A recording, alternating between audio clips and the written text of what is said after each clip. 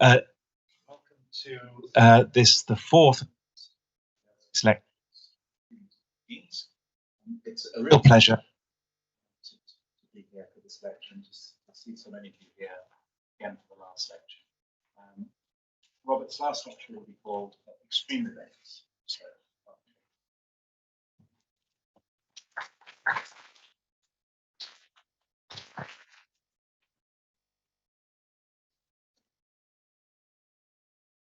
ladies and gentlemen, thank you. It's very nice to be back and to complete the series. And I hope they fit together, and you can see sort of how each lecture locks into the preceding one. And I hope this will bring it to a good conclusion. I can't pretend it's going to be a very optimistic conclusion. As you might gather from title, Extreme Events. In pre-modern times, the sort of existential challenges which humans had to face were mainly caused by natural catastrophes like floods, droughts, earthquakes. And in polytheistic cultures, these events were attributed to the gods. Once monotheism came onto the scene, it was really God's punishment for the sins of humans. The Bible prophesies such an apocalypse when, I quote, land shall be utterly emptied and utterly spoiled, and they that dwell therein are burned. Last year, I attended a lecture by the historian Misha Glenny entitled The Four Horsemen of the Apocalypse. And these were nuclear war, global warming, pandemics, and network malfunction, which is a rather interesting one. Such disasters would be called anthropogenic, that is, caused by our own behavior rather than by actual events beyond our control. The apocalyptic mood arises, and it's quite general. I'll try and show how widespread it is. It arises from the feeling that our technology is leading us to disaster. With different or less advanced technologies, we feel that the horsemen would be less menacing, our wars less destructive, our carbon emissions lower, our network dependence less. Moreover, with simpler technologies, the disasters would be less correlated.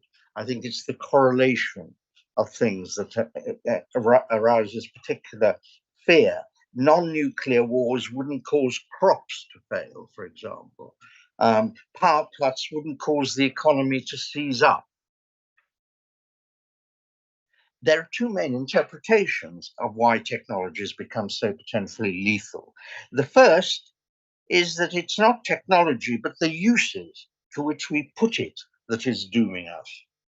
As Norbert Elias noted in his posthumous essay, Civilization and Techniques, which came out about 17 years ago, the development of the human habitus is not keeping up with the development of technicization and its consequences. So the machine is racing ahead of our moral ability and intellectual ability to control it. I mean, that's one thing. It's our fault that we're allowing these things to happen.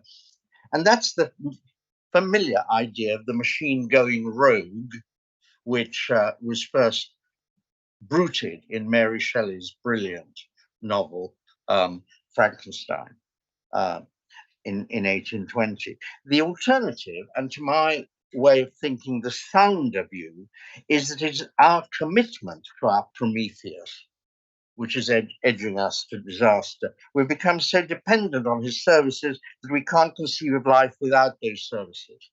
That's why we're constantly looking for technical fixes to rescue us from the problems technics is causing us. Always there's a technical solution to everything caused by technology. There's a sort of paradox in that. But nevertheless, that is the mainstream doctrine. The most striking thing about the new pessimism, to me, having sort of gone through the history of machines, is that many scientists have now turned pessimistic, and that didn't used to be the case. Religious eschatology is now arrayed in the clothes of scientific authority. Immediately after the distress of those days, the sun will be darkened, says the Gospel according to St. Matthew. After a great nuclear war, the sun will be darkened by dark sash, says one of our leading scientists. The language is almost identical. In 1947, 2 years after the dropping of atomic bombs on Hiroshima and Nagasaki, the atomic scientists of the Manhattan Project created Doomsday Clock, time of which is announced each January. The clock was set ticking at 7 minutes to countdown in 1947. The early 1960s and early 1970s marked moments of hope. It went up to 8, 9, 10 minutes. And that went into reverse. In January 2020, it was set at 100 seconds. And in January 2023, it was set at 90 seconds. I think it's 90. I thought it was 60, but I couldn't check up with my chat GPT in time. But it was that. So it's countdown is very, very close. And that, of course, followed the outbreak of war in Ukraine. The danger of nuclear war, which prompted the original setting of the clock, is thus very much still on the agenda. But to it has been added, and I quote, atmospheric greenhouse concentrations. The COVID-19 pandemic, argue the scientists, reveal just how unprepared and unfit global politics is to handle global emergencies properly. The doomsday premonitions of the scientists have their counterparts in fiction and films, with the crucial difference that in fictive dystopian imagining, disasters already happened, and then they write about the consequences of it. What we're left with in this dystopian fiction and filmic portrayal are fragments of a destroyed world. And indeed, that dystopian turn of fiction seems almost inevitable after the failure of communism. I mean, communism, in a way, was what kept some utopianism alive until it became obvious that communism was the god that failed, until the final collapse of communism in 1990. And so, as cultural critic Frederick Jameson said, it's easier to imagine the end of the world than the end of capitalism. Three themes from contemporary fiction stand out. In the first, the future is heralded by catastrophes, natural or man-made. Robert Harris's The Second Sleep, I don't know whether any of you have come across that, and Tim Moran's Infinite Detail, follow in the footsteps of Walter Miller's A Canticle for Leibowitz and John Christoph's The Death of Grass.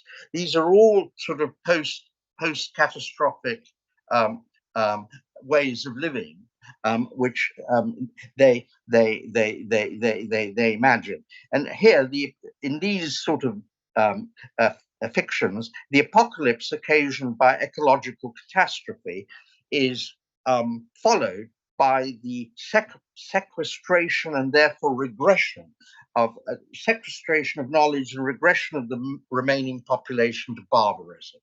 I mean, that's the post-apocalyptic scenario. In Margaret Atwood's The Handmaid's Tale, a nuclear disaster has rendered most women sterile, with a small percentage of fertile women known as the wives kept as breeders. In P.D. James's dystopian novel Children of Men, Humanity's hope of survival depends on a single pregnant woman.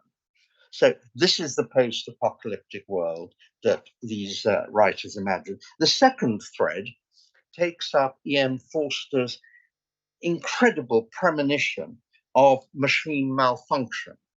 Our way of life has come to depend on electronic information flows. Now, this novella was written in 1909. It was called The Machine Stops. And many subsequent novels have taken that up.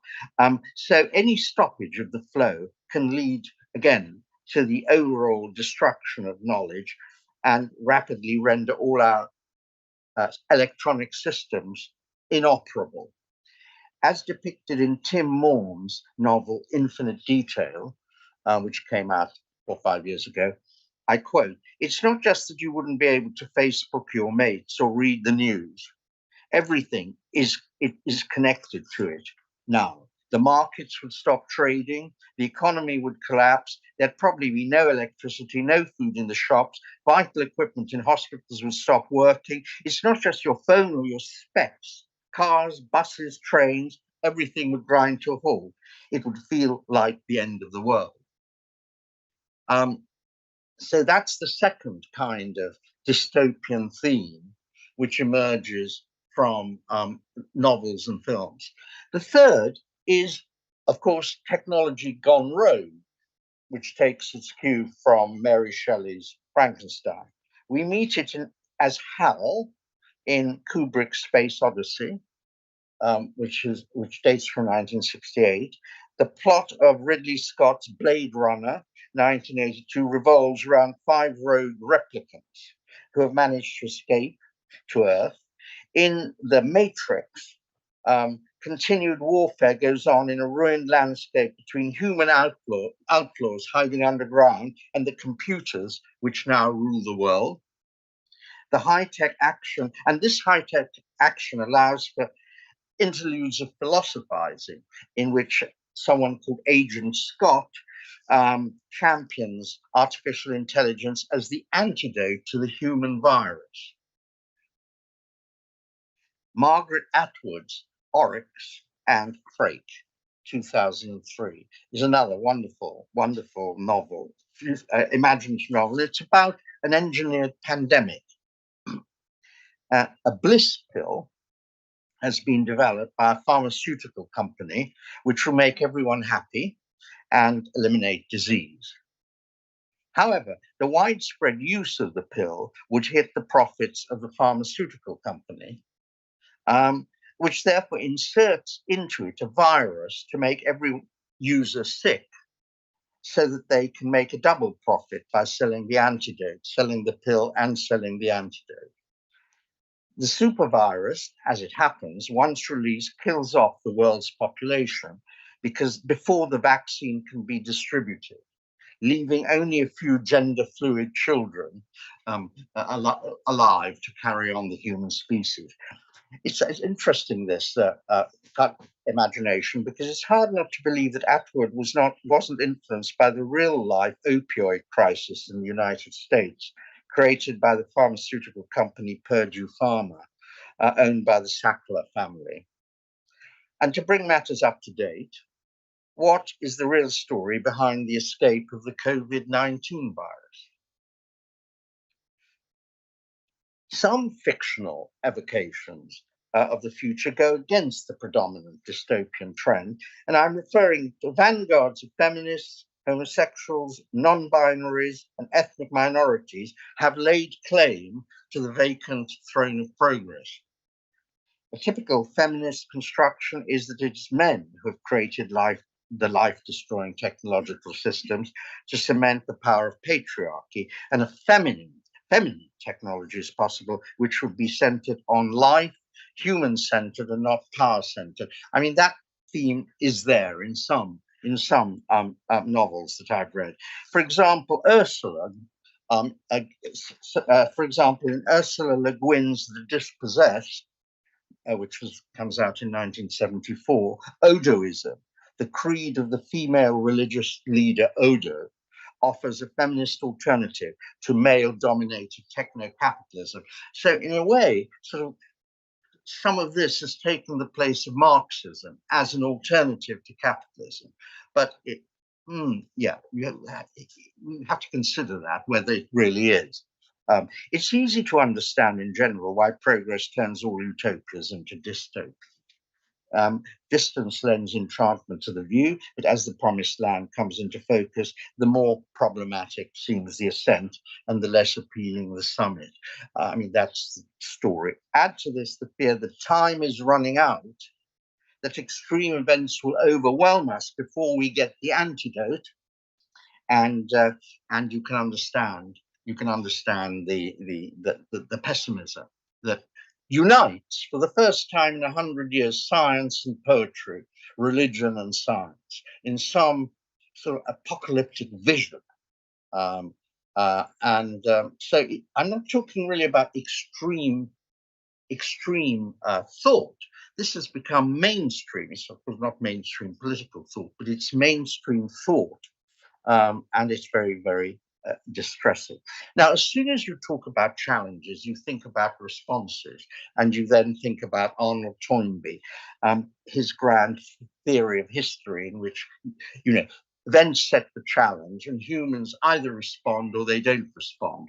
And he writes, I haven't read all 13 volumes, but I've read a pretty substantial abridgment.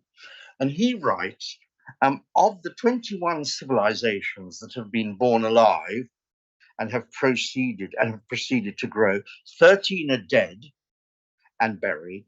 7 of the remaining 8 are apparently in decline, and the 8th, which is our own, may well have passed its zenith. And this was written somewhere in the 1930s.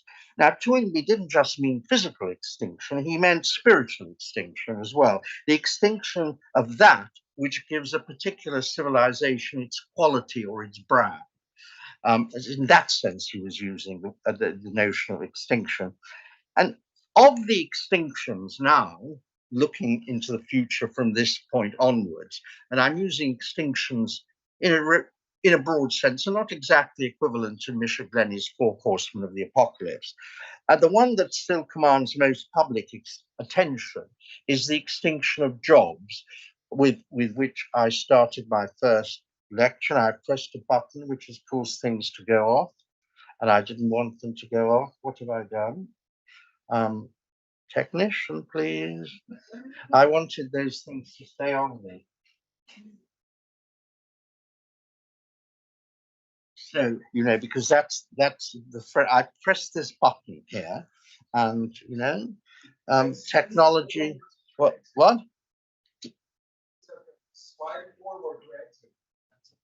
I can't do anything myself. I'll only make matters worse. Okay. Great. Wonderful. Thank you so much. So it's the extinction of jobs that people worry. Researchers, I put the word in inverted commas, we're all researchers, claim that 50% of the working hours in the global economy could theoretically be automated. 50%, they say. Now, today, without any further development of AI, well, take that with a pinch of salt, but the psychological and political consequences of making 50% of the world's population redundant, in the sense that there would be nothing that they really had to do, has scarcely been grasped, far less based. So that's one extinctive possibility. The extinctive possibilities of thermonuclear war have been well rehearsed, and they're still there in a slightly different way from the way it was imagined by the doomsday scientists in 1947.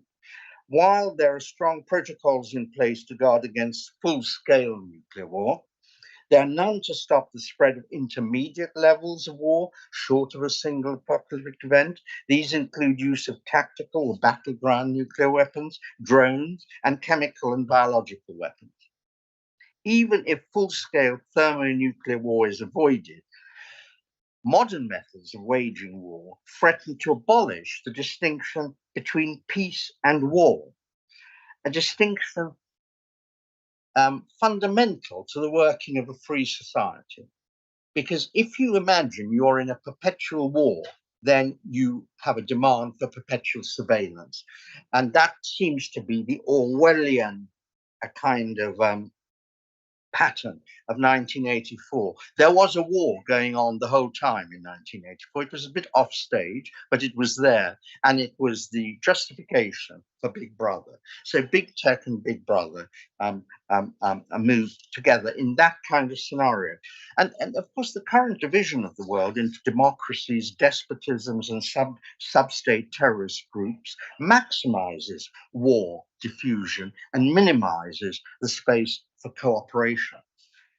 So, the next horseman of the apocalypse, population growth. Now, that's changed its character in the narrative. That's changed its role in the narrative. It's no longer considered to be the existential risk it was in the 1970s, when the German scientist Paul Ehrlich predicted, I quote, sometime in the next 15 years, the end will come. That was in 1971, as a result of the pressure of population on resources. Well, perhaps his was the wake-up call needed to produce the green revolution in fertilizers. I mean, that's certainly possible. So we no longer talk about population in that way, but rather population growth and increased consumption per head of population are discussed in terms of the runaway greenhouse effect caused by fossil fuel use. The sixth report of the IPCC, Intergovernmental Panel on Climate Change, 2021, says human influence has warmed the atmosphere, ocean, and land is absolutely undeniable. Human-induced climate change is already affecting many weather and climate extremes in every region of the world. Mark Linus has written a book in which he's worked out 7 doomsday scenarios to match rising global temperatures marked by events of ascending extremity until the planet becomes completely uninhabitable. It's a book worth reading, assuming, for each level, a particular temperature increase. What this means is that an ecological catastrophe of one part or another would compel population movements on a scale hardly imaginable. Again, a prophetic forecast is in William Nicholson's brilliant film, The March, depicting drought-stricken refugees from Sudan attempting to enter Europe and being met by an implacable line of machine guns. I mean, it's a brilliant, brilliant imaginative idea of what might happen. I mean, every day I turn on my television, it's about Sudan. So, these are small pointers to possibly much larger scale events in the future.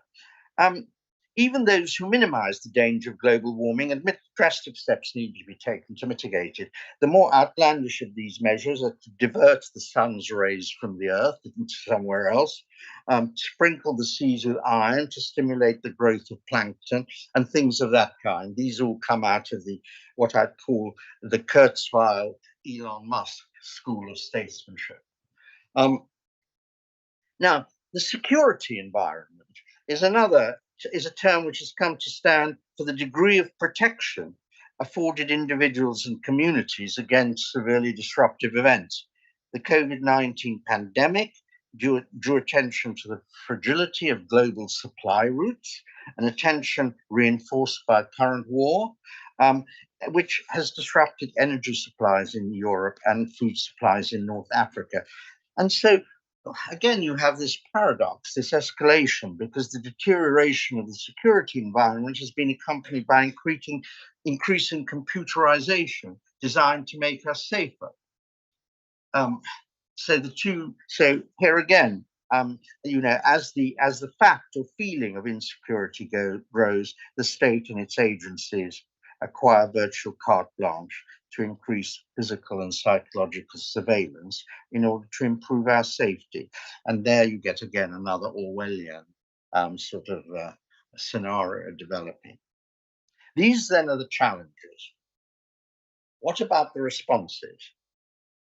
Well, the supreme paradox I want to put to you is that whereas all the challenges are caused by the machine, all the mainstream responses involve the further development of the machine.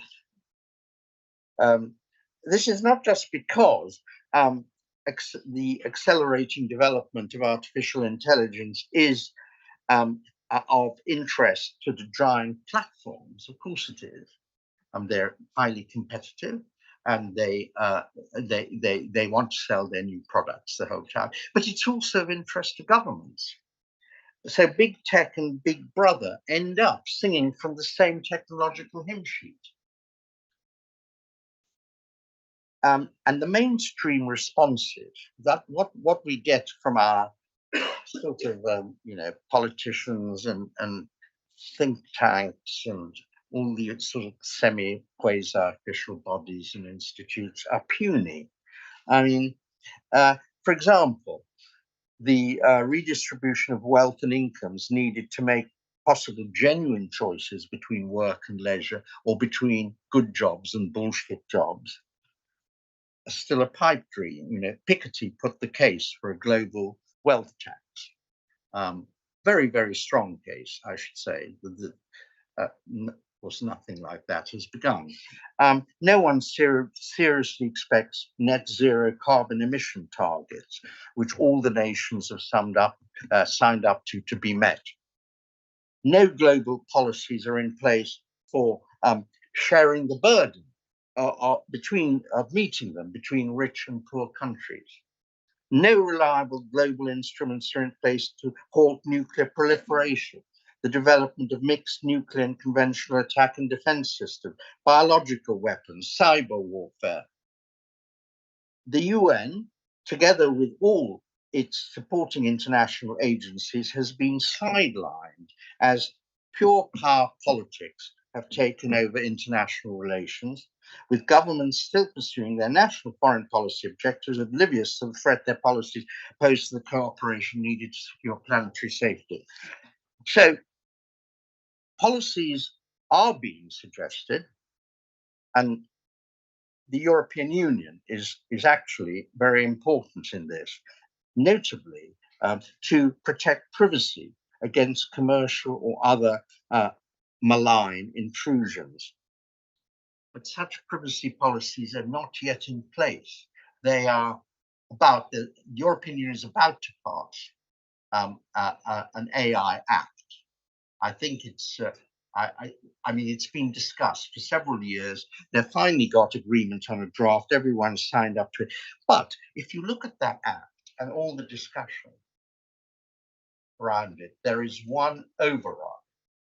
None of the security provision, or the privacy provisions, I should say, apply to information collected in the name of national security. That's the override in the privacy legislation about to be passed by the European Union. Writing in the 1930s, Arnold Toynbee, as I suggested, thought that our civilization might be the next to go extinct. 50 years ago, 70 years ago, this seemed to be a completely wrong type of prediction. This was the golden age of Western society, really, in terms of social and economic activity. But now we no longer, or I no longer feel that forecast of Arnold Toynbee is so far off as I would have done. Now, let me turn to my next theme, which is the possibilities of politics. The possibilities of politics. When things go wrong, we turn to our politicians to sort them out, don't we? And so when we have really global challenges of this kind, we turn to politics to make some bash as a response. So the question is, how far is Western democracy, as it works today, capable of meeting the challenges described above? Well, here's a nice gloomy starting point. At the end of the last century, at the end of the 19th century, Max Weber foretold the extinction of liberal democracy. What he called rationalization would dissolve the bonds of trust and absolute standards of behavior necessary for democratic politics to work, and therefore political action would be possible only for a charismatic leader. I mean, that was the end of 19th century politics as a vocation. I mean, that was the point of that and many other Max Weber's essays written about that time. But then we had charismatic leadership in a rather demonic form in the 1930s. And it was in response to that that Hannah Arendt wrote her book, The Human Condition, which tried to salvage democratic politics or politics from the embrace of the charismatic leader. In other words, she said democratic politics was a middle way between the iron cage of bureaucracy and the charismatic leader. There was a space there for democratic politics to act. And it was a very influential book. It influenced me, certainly, when I read it. And so what she says is that politics was the classic arena of human action. Men, she writes, men, of course, are free as long as they act. Furthermore, politics is inescapably plural. Men, in the plural, can experience meaningfulness only because they can talk with and make sense to each other and to themselves. So if we follow Arendt's argument, we may believe that democratic politics, while flawed, may still rise to the challenges outlined above, because it's the one political system which allows for peaceful political inventiveness. And that's the important point here. And undoubted successes of post-war democracy have been the Keynesian welfare state, the intergovernmental structures such as the United Nations, Bretton Woods system, and the European Union, and the relatively peaceful dismantlement of colonial empires. I mean, these have been successes, and we should acknowledge that. However, while taking pride in such democratic successes, we should also remember that they were made possible by 2 world wars. All the time, the devil was doing God's work. And today, there are several grounds for thinking that democratic politics may have passed its heyday. One sort of indicator of that is, whereas in the 1960s and 1970s, you've got lists in books on political science like Seymour Lipset's of the growing democratization of the world. Now, the lists actually show the growing authoritarianism of the world.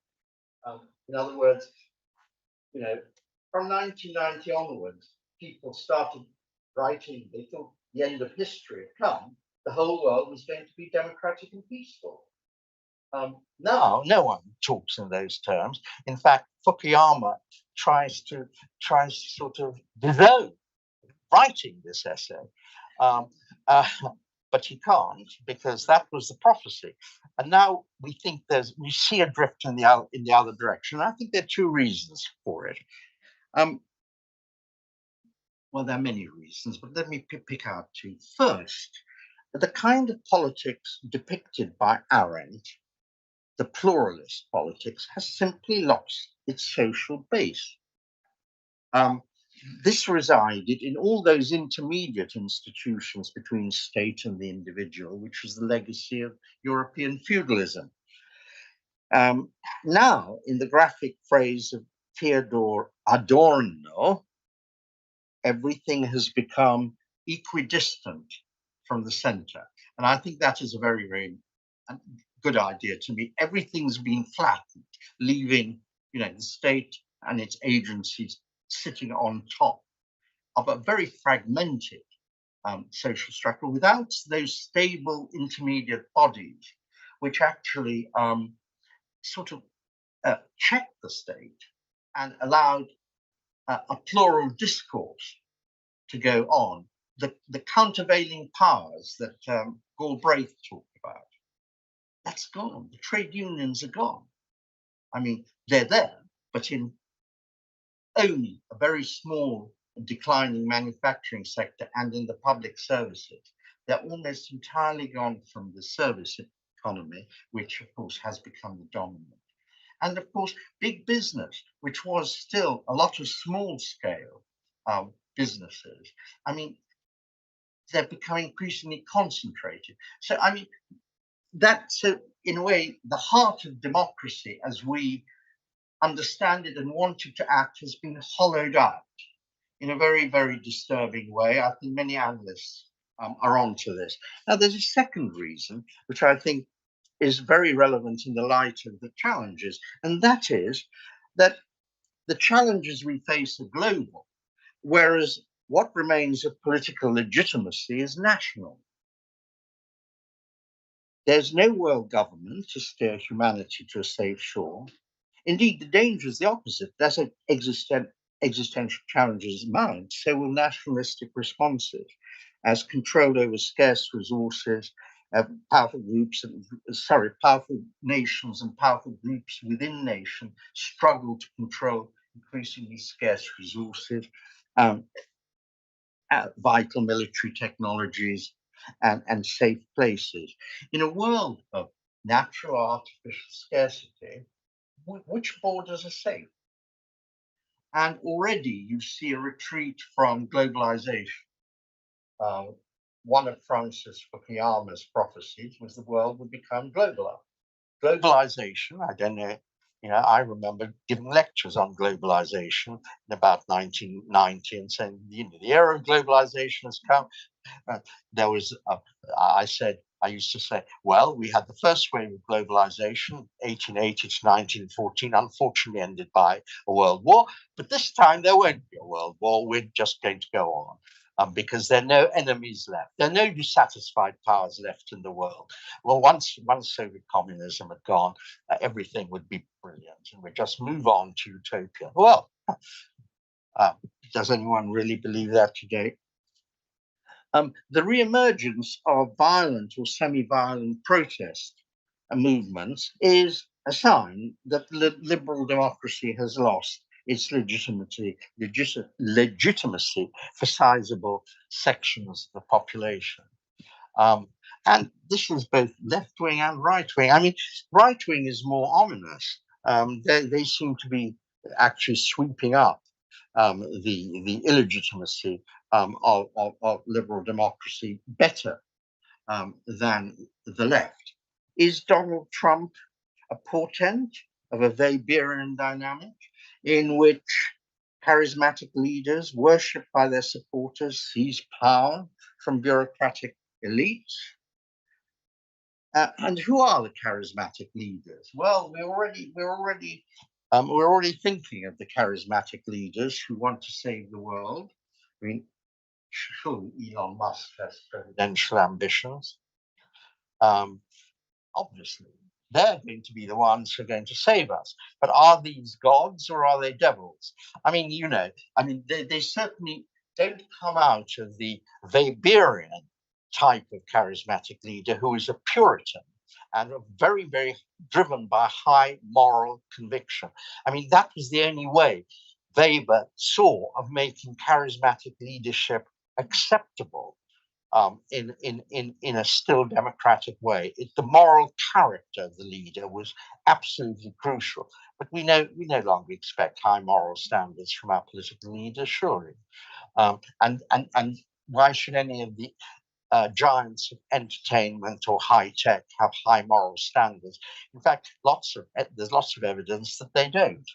So, if these are our saviors, again, the prospect isn't very great, very, very rosy. I turn to my last topic, really, before coming to the conclusion, which is varieties of escape. The alternative to politics is escapism. Escapism of all kinds stands for rejection of the political. The Orthodox priest Rod Dreher speaks for escapists of all sorts throughout history when he writes, "The flood cannot be turned back. The best we can do is to construct arcs within which to ride it out, and by God's grace, make it across the dark sea of time to a future when we do find dry land again and can start the rebuilding, reseeding, and renewal of the earth." And so, he, as I say, he speaks for escapists of all sorts and at all times. Escape from the locations, times, and necessities into which people are born. Migrations of peoples, often indistinguishable from wars of conquest, have been physical escapes on a grand scale. But history also exhibits many examples of internal migrations, the distancing of individuals and communities from the norms of their surrounding society. Increasing number of people today seek to escape from prescribed identities or ascribed social positions. There's a long tradition of setting up communities, sometimes called experimental, by refugees from civilization, at home and abroad, dedicated to living according to religious or philosophical principles. Utopian literature is escapist literature. The search for islands of peace, liberty, or transgression, that's something I'll come to in a minute, insulated from the orthodoxies of civilization. Tycoons like Elon Musk want to escape to the moon. If he's not president, that's a sort of acceptable alternative. President of the moon, if not president of the United States. Peter Thiel wants to set up libertarian communities in New Zealand or in the Pacific. And there's been, of course, an enlarging Western trail to Buddhist ashrams for relief and enlightenment.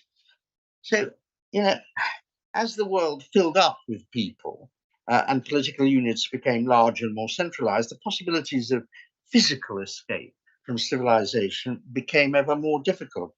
And Aldous Huxley points to this in his novel Island.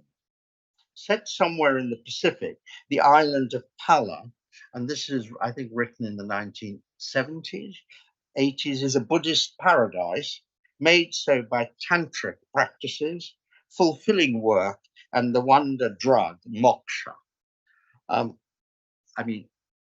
Huxley's utopias were always drug-filled.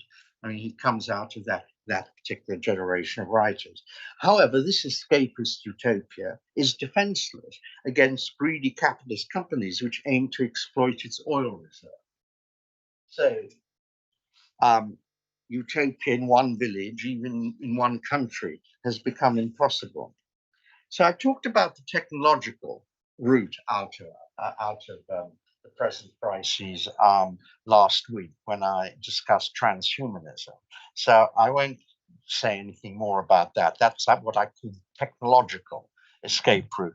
Let me turn to three others: archaic, sexual, and monastic. Archaism itself is a loaded word, isn't it? To call an attitude or way of life archaic is to take a unidirectional view of history. It's only from this standpoint making things with simple tools is thought of as archaic. Most of what we call archaism signifies a desire for a simpler life without renouncing at least some of the fruits of technical progress. It may take the form of individual acts of renunciation, founding of communities pledged to the simple life, or political attempts to turn back the clock. There have been many examples of this throughout history. There's a whole cluster of beliefs today, often of religious inspiration, based on the idea of small is beautiful. And for the Bible of that is Schumacher's book of that title. And the central idea there is that of reconnecting production and consumption through barter, a system essentially of barter. You remove money as the intermediary, and that would dispense with the ubiquitous financial middlemen who now mediate most transactions. As Schumacher tells it, we would re-enter a world of small communities, I'm quoting, local markets, artisan production, and reciprocal personal services. And so break that world would require calling a halt to or even reversing capital accumulation, the division of labor, and technological progress, which between them determine the rate of economic growth. Consumerism is out. What Schumacher says we should aim for is what he calls reasonable subsistence. So that there's one sort of escapism. Is it a transformative idea in today's world or not? Or is it really an escapist idea? One interesting type of escapism, which I strongly support as a matter of fact, is escape into cash. A lot of people are realizing that if all your transactions are mediated through banks, they then know what all your transactions are. And so it's cash has become kind of a sort of safeguard of privacy, which means that the banks and central banks are all dedicated to remove. There will soon be no cash. Every single thing you buy will have to be. And there are implications of that, which are certainly worth thinking about. Now, the second escape route is sexual. At its heart is the simple belief that bliss lies in sexual freedom, a notable legacy, of course, of Rousseau and Romanticism. This was the creed of the American hippies in the 1980s, 60s, a youth movement which rejected the career ladders, lifestyles, and values of corporate America, an internal migration from the dominant corporate culture. Sex, drugs, music, mysticism, anti-war protests, revolutionary romanticism all got mixed up in orgiastic moments of liberation. I sort of was just a little bit too old to be a hippie, but I sort of, a lot of my students I was teaching in America at the time, sort of came out of that culture. And so I was actually, very sympathetic to it. But of course, what actually were the hippies escaping from? One reply would be from reality. But of course, reality for many in the 1960s in the United States consisted of an uninterrupted stream of comfortably high earnings. And for the first time in human history, it seemed to this generation, the curse of scarcity seemed to be lifted for a sizable and hopefully increasing minority, not just for a few at the top. There was a guy called Charles Reich, who wrote a book in 1970 called The Greening of America. And I want to quote from that because this was the ideology, but it links up with all those visions about the end of work, which people had in the 19th century and Keynes had in 1930 in his essay. The crucial point, says Reich, is that technology has made possible that change in human nature, which has been sought so long, but could not come into existence while scarcity stood in the way. It is just this simple. When there's enough food and shelter for all, man no longer needs to base his society on the assumption that all men are antagonistic to each other. That which we call human nature was the work of necessity, the necessity of scarcity in the market system. The new human nature, love and respect, also obeys the laws of necessity. It is necessary because only together can we reap the fruits of technological progress. So this was the kind of hippie type ideology, and of course above or beyond Reich stood Herbert Marcuse, the great mixture of Freud and Marx. Now, of course, Marcuse introduced a completely different note. He said, yes, this is all right. But what Freud shows is that you have to repress all these feelings in order for capitalism to work. If capitalism has delivered the goods, so to speak, so repression, Freudian repression, he then says, is surplus repression. It's no longer needed to accumulate money because you've got it. But of course, Marcuse does make the point that in order to actually remove surplus repression, it's not just enough to hope that capitalism will wither away. You've actually got to do something to get rid of it. So in that sense, I mean, the hippies adopted the escapist bit of the Marcusean doctrine, but didn't actually embrace the politically active bit, which is to get rid of the system that is causing this surplus repression. And Marcuse becomes more and more pessimistic about the ability of capitalism to survive and continue on its course as the 60s turn into the 70s and then into the 80s. And he writes a book called One Dimensional Man, portrays a world of happy consciousness, which mimics dystopias like Brave New World. Technology gives each transgressive instinct, a limited administered expression. Culture is assimilated to shopping and entertainment. Pop singers voicing subversive lyrics receive public honors. Oppositional thought no longer needs to be repressed because it doesn't happen. And the point is that this is a happy world, a world he calls a world of repressive desublimation, precisely to the degree I'm quoting, which it promotes the satisfaction of needs which require the continuing rat race of catching up with one's peers and planned obsolescence. So, I mean, he turns pessimistic because liberation, it's not sought any longer because it's delivered in beautiful gift wrappings. War goes on, but only outside the curated zones. And in this sort of world, the social basis of change is gone.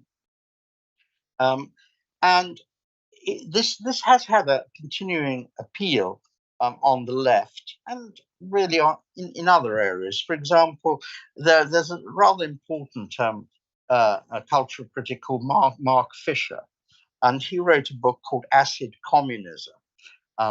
A few years ago, I think shortly before he committed suicide, in which he pays homage to Marcuse. And I quote, just as Marcuse predicted, the availability of more consumer goods and devices in the global north has obscured the way in which those same goods have increasingly functioned to produce a scarcity of time. But perhaps even Marcuse couldn't have anticipated 21st century capitalism capacity to generate overwork and to administer the time outside paid work, the banal ubiquity of corporate communication, its penetration into practically all the areas of consciousness and everyday life. And, so what's his answer? Well, psychedelic music. You see, it's a kind of way of escaping reality, a reality that's become unendurable. Now, my third escape route is monasticism, and that's been the classic form of religious escape from the complexities and escapism. At that time, historians like Gibbons said it contributed to the collapse of the Roman Empire because they lost their fighting power because they all went into the monasteries. But I mean, and that's just one interpretation. But monasticism has been, and Drea who's an Orthodox, he's an Orthodox priest, sees it as not as an escape into some other community, but as taking place within communities. It's just people dedicated to a different way of life, and they make their life with, in line with, the rules of St. Benedict and other sets of monastic rules, applying them in the modern world with as little reliance as possible on modern technology. I could say a lot more about it. The book, if you're interested, is called The Benedict Doctrine. So I have got time just to notice that Dreyer is deeply critical of the place technology has come to hold in modern life. He claims that we tend to think of technology as morally neutral, but this is wrong. It's embedded in a normative Enlightenment vision of ourselves and the world, which instills in us the sense that if we can do it, we must be free to do it. And so in that book, there's a powerful normative criticism of our technological paradigm. Well, so the end, or the optimal crisis. It's sort of, on the face of it, highly paradoxical to believe that only a disaster or succession of extreme events, as I've called them, can save us. Apocalypse, after all, carries an instinctive message, doesn't it? But in Christian theodicy, apocalypse means revelation and is a prelude to the second coming. For such things must pass, but the end shall not be yet. A year or so ago, I wrote a review of a fascinating biography of a brilliant sociologist and economist called Albert Hirschman. What Hirschman did was to transform the biblical idea of the little apocalypse into one of the optimal crisis. A very clever bit of writing. By this, he meant a crisis deep enough to provoke a radical change of awareness, but not so deep that it wipes us all out. And working in Latin American development economics, he actually toyed with the idea of promoting small projects, not to succeed, but to fail, so that lessons might be learned from their failure and improved projects created next time round.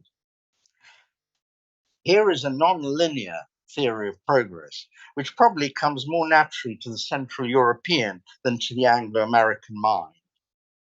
And of course, I think it fits the facts of historical experience much better than the linear fantasy of the Enlightenment. It is through bringing about extreme events that the devil does God's work. 2 world wars in which millions died were necessary before Europe could be pacified. Survivors of the Holocaust learned that the end shall not be yet. And it's, of course, it goes without saying that as humans, we should never aspire to do the devil's work for him. To understand the creative role of evil doesn't mean we should deliberately will evil at any time in order to achieve the good. Only that we needn't despair in face of evil. The task of thought leaders, this is a phrase that's often used now, isn't it? Thought leaders. Everyone is a thought leader now. Every chat show on radio or television features a thought leader, and we're deeply grateful for their thoughts. But I think the role of the thought leader today is not to sort of devise plans which can't be realized, or just a lot of wishes that can't be fulfilled, even less to abet the production of bogus mission statements by agencies of business and the corporate culture. That's not the role of thought leaders. It really is to provide our civilization with spiritual and intellectual resources for the rebuilding and reconstruction of society as it passes through these extreme events, which I don't think we're going to be able to avoid. Thank you.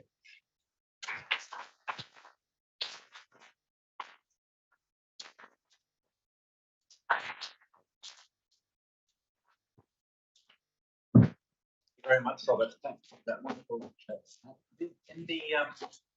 I know that many of you will have questions I think you'd like to discuss with Robert. Since time has moved on a bit and we'd like to invite you to the reception, I would ask you to join us for the reception next door, and there you can. Thank you for this lecture and for the whole series.